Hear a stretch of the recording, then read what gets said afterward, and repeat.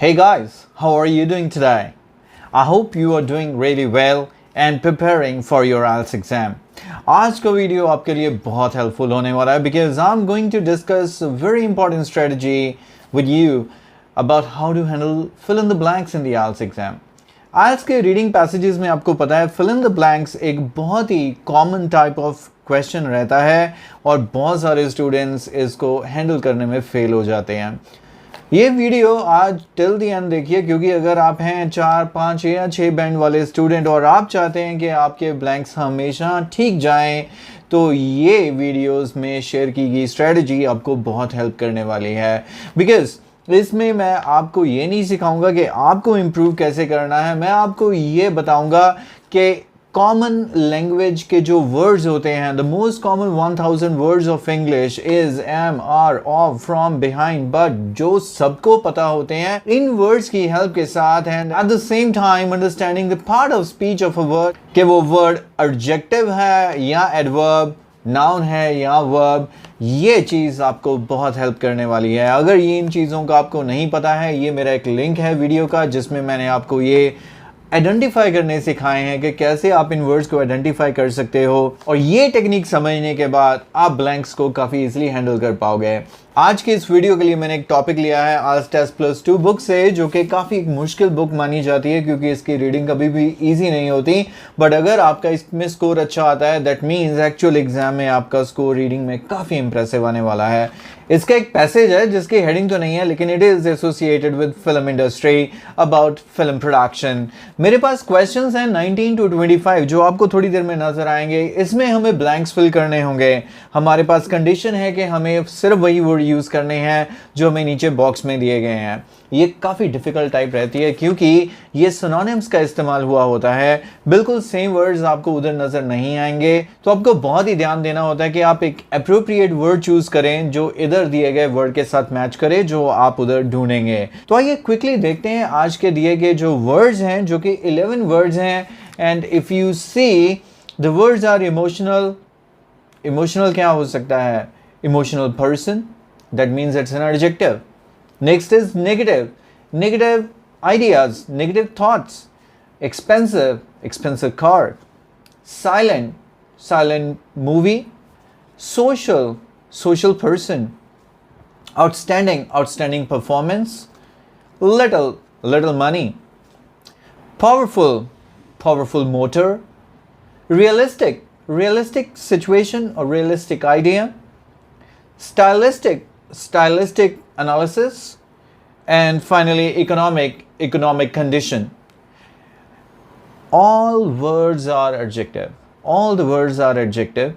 और बस यही अब हमारे को करना है कि जो हम उधर वर्ड ढूंढें वो भी एक एडजेक्टिव हो और उसका अप्रोप्रिएट सिनोनिम हमें एक इधर आके मैच करना है। आइए स्टार्ट करते हैं आज का वीडियो और देखते हैं एक एक करके क्वेश्चंस को क्या यहाँ पर आना चाहिए और मैं सिखाऊंगा आपको कि कैसे आप बहुत ही इजी वर्ड्स को पिक करके उधर से इधर वाले वर्ड्स के साथ राइटली मैच कर सकते हैं और अपनी एक्यूरेसी को इम्प्रूव कर सकते हैं। Let's start with question number 19। तो बात शुरू हो रही है चाइनीज सिनेमा से। Large number of dash films produced in 1930s। यहाँ से हमें एक कीवर्ड मिला 1930s। बात हो रही है चाइनीज सिनेमा की और अभी हम ढूंढने जा रहे हैं कुछ ऐसे मूवीज जो चाइनीज सिनेमा ने 1930s में प्रोड्यूस किए। यहाँ पर एक चीज़ आप प्लीज़ सीख लीजिए, जो यहाँ पे लिखा हुआ है 1930s, मतलब ये पूरे डिकेड की बात हो रही है। 1930s से लेकर 1939 तक के टाइम को हम 1930s लिख के रेफर करते हैं। तो यहाँ पर 1930 हमें नज़र आ रहा है इस पैराग्राफ में। तो यहाँ पर हम बहुत कम इंफॉर्मेशन को पढ़ के आंसर ढूंढने की कोशिश करेंगे और पूरी कोशिश करेंगे कि हर बार हमें एक स्टेटमेंट में से ही आंसर मिले। तो बिटवीन 1930 एंड 1935 दैट मीन्स ये हमारा 1930s का बात हो रही है और चाइना भी लिखा गया। हमें देखनी है कि कैसी movies. China produce more than 500 films. Comma आ गया, इसका मतलब ये बात अभी आगे चल रही है और इसी की फर्दर डिटेल है हमारे पास। Mostly conventionally made in studio in Shanghai without sound records.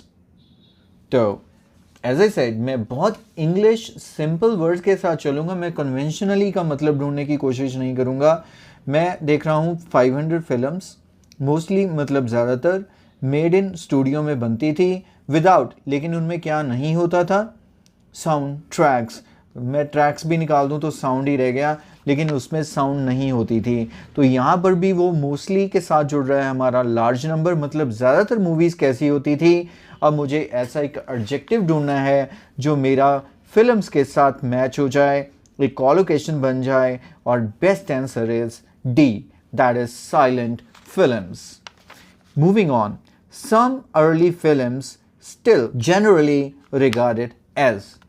तो क्वेश्चन जब तक समझ नहीं आया उधर जाने का कोई मतलब ही नहीं है। जितना टाइम क्वेश्चन पर इन्वेस्ट करोगे आउटपुट उतनी अच्छी आएगी, मतलब आपका आंसर उतना ज़्यादा एक्यूरेट रहेगा। सम अर्ली फिल्म्स मतलब कुछ पुरानी फिल्में, स्टिल मतलब अभी तक, जनरली रिगार्डेड एज मतलब कुछ माना जाना। आई रिगार्ड हर एज टीचर, तो यहाँ पर जनरली रिगार्डेड एज उनको क्या माना जाता है। तो कुछ पुरानी फिल्मों के हिसाब से यहाँ पर हमें इटैलिक में दो फिल्मों के नाम मिले हैं। द पीच गर्ल 1931, अभी देखने मत निकल जाना, पहले ये टास्क पूरी कर लो, and Street Angel 1937 are regularly voted among the best ever made in the country.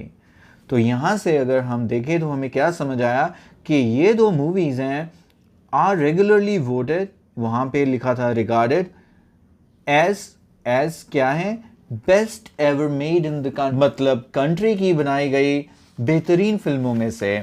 सो अब हमारे पास ऐसा कौन सा वर्ड है जो फिट हो जाए। रिगार्डेड एज क्या मानी जाती हैं, बेस्ट एवर मतलब टॉप क्लास, और यहाँ पर ऐसा वर्ड हमारा है F option, that is outstanding, regarded as outstanding. Let's continue and fight the question number 21। जो बात हमारी जुड़ गई है अब इंडियन सिनेमा से, ये तो आपका गलत होना ही नहीं चाहिए। फिल्म इंक्लूड म्यूजिकल इंटरल्यूड्स, ये तो आपको सबको पता है कि हमारी इंडियन मूवीज़ में बहुत म्यूज़िक होता है। फिल्म्स अवॉइडेड डैश टॉपिक्स, इसमें कौन से टॉपिक्स थे जिनको अवॉइड किया जाता है। तो ऑब्वियसली हमारा नेक्स्ट पैराग्राफ जो इंडियन मूवीज़ के साथ जुड़ा हुआ है, हम फर्स्ट पार्ट को ज़्यादा फोकस नहीं करेंगे because it's talking about music, उसमें हमें कोई आंसर नहीं ढूंढना है, but we are looking for the type of topics या थीम्स जो इन मूवीज़ में अवॉइड किए जाते थे। So they were often made in Bombay, the center of what is now known as Bollywood, performed in Hindi. They addressed, तो यहाँ पर हमारा क्वेश्चन का मेन फोकस है जिसमें क्या क्या इंक्लूडेड था, और यहीं से हमें पता चलेगा क्या इंक्लूडेड नहीं था। So they address social and peasant themes, मतलब जो किसान जो गरीब लोग थे, in an optimistic and romantic way, and found markets in the Middle East, Africa and the Soviet Union. So, उन्होंने क्या क्या एड्रेस किया, सोशल एंड पेजेंट थीम्स, कैसे, in an optimistic and romantic way. यहाँ पर बिल्कुल भी ऐसा कुछ नहीं आया कि उन्होंने क्या चीज़ अवॉइड की, दैट मीन्स हमें आंसर तो ढूंढना ही है। सो आप में से बहुत सारे स्टूडेंट्स को एक वर्ड का मीनिंग पता है, यहाँ पर है, and that is optimistic, optimism. नहीं पता तो वेरी इंपॉर्टेंट आइल्स word that you must understand and know. Optimism is positivity, optimistic मतलब कुछ पॉजिटिव, और यहाँ पर फिर अवॉइड वो क्या करेंगे, B, negative. So negative topics is the correct answer. Let's move on. अब आ गया हमारे सामने जापानीज सिनेमा। अनयूजुअल, ये काफ़ी अलग था because film director was very, अब जो फिल्म का डायरेक्टर है वो बहुत ही डैश है। आइए देखते हैं क्या है। Next paragraph you can read about Japan. The film industry did not rival India's in size but was unusual in other way. So unusual की बात आ गई कि यहाँ की फिल्म अलग तरह से अनयूजुअल थी। Hollywood, the producer, was the central figure. In Tokyo, the director chose the story and hired the producer and actor. As I said, you are not going to find the exact words in the text. ये question type थोड़ा difficult इसीलिए होता है क्योंकि आपको जो पढ़ा है उससे इधर दिए गए वर्ड से कुछ ना कुछ मैच करना है। But if you really understand the sense of asking, तो आपको समझ में आ जाना चाहिए कि ब्लैंक में कैसा वर्ड फिट होना चाहिए, ऐसा वर्ड, ऐसा एडजेक्टिव फिट होना चाहिए जो हमारे डायरेक्टर के साथ जुड़ जाए। और ये यहाँ से पता चलता है कि जो जो काम करने की हॉलीवुड में प्रोड्यूसर्स के पास अथॉरिटी थी, अब वो अथॉरिटी टोक्यो में डायरेक्टर के पास है। तो यहाँ पर डायरेक्टर क्या हो गए? H, powerful. So director was very powerful. Next 23rd question, two important director. अभी वो जापानीज सिनेमा की बात को कंटिन्यू रख रहा है और उसमें से उसने दो डायरेक्टर्स की बात की है। एक है Mizoguchi, focused on the dash restrictions faced by women. अब विमेन को रिस्ट्रिक्शंस थे, रिस्ट्रिक्शंस इज अ नाउन, लेकिन कैसे रिस्ट्रिक्शंस है? पूरी दुनिया की विमेन के पास एक ही रिस्ट्रिक्शन रहती हैं, आइए देखते हैं वही निकलती है या कुछ और। तो हमारा नाम आ रहा है यहाँ पे मिज़ोगुची, जिसका लास्ट पैराग्राफ में मेंशनिंग है। The film of Kenji were among the greatest of these. Mizoguchi films were usually set in the 19th century and analyze the way in which the lives of the female character whom he, तो यहाँ पे female की बात आ गई, इसी line में से answer निकलेगा हमारा। The lives of the female characters whom he chose as his focus were constrained by the society of the time.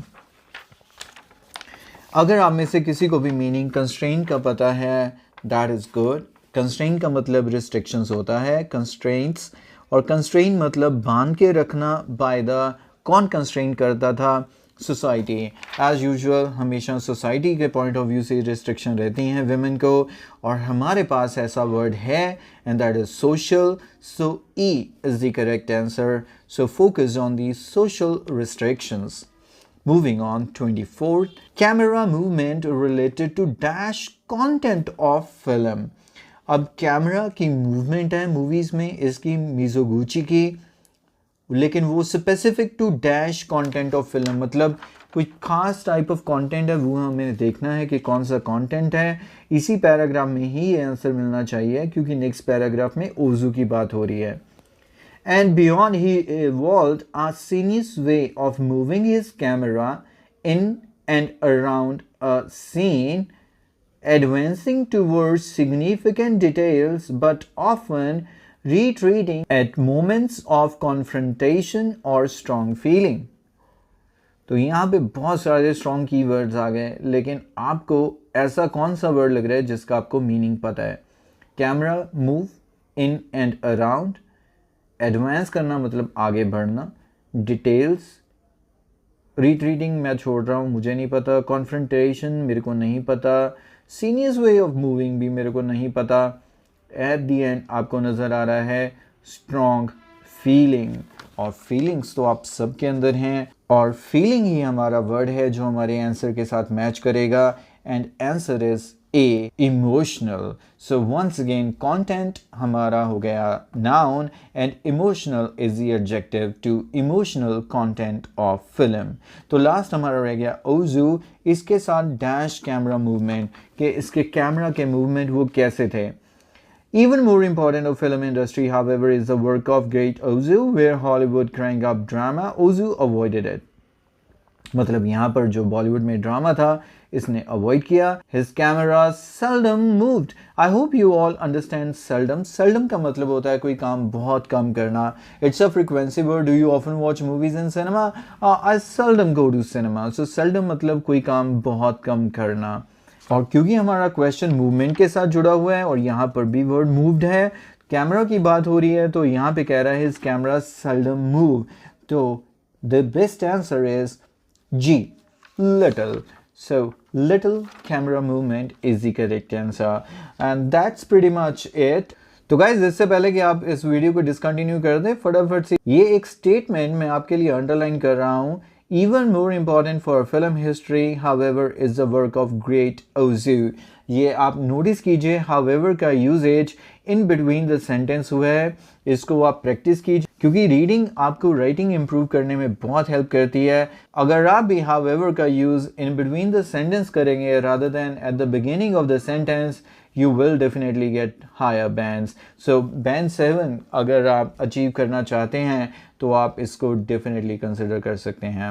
That's pretty much all for today, and I, Ramadeep Singh, say you goodbye, and I will catch you very shortly in my next video. Till then, take care.